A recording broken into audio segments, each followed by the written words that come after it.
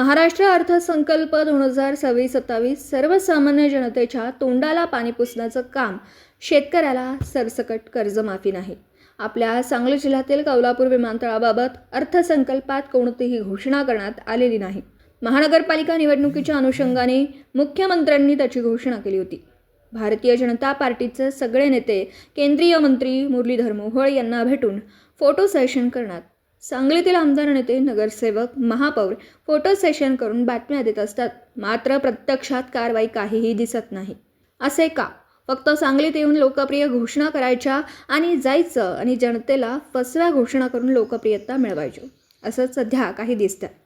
याबाबत सांगली जिल्ह्यातील लोकप्रतिनिधी, पालकमंत्री, भारतीय जनता पार्टीच्या नेत्यांनी जनतेसमोर व्यक्त व्हावं, अशी सर्वसामान्य जनतेची मागणी. या विषयाबाबत पालकमंत्री, आमदार, स्थानिक नेते जनतेसमोर व्यक्त होतील का, हा एक मोठा प्रश्न आहे.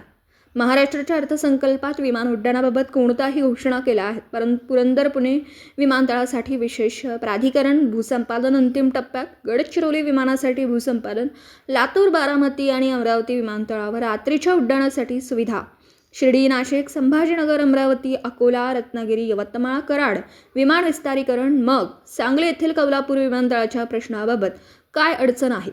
मुख्यमंत्री, पालकमंत्री, आमदार यांनी जनतेसमोर व्यक्त व्हावं. पत्रकार राजेंद्र शिंदे, झी न्यूज.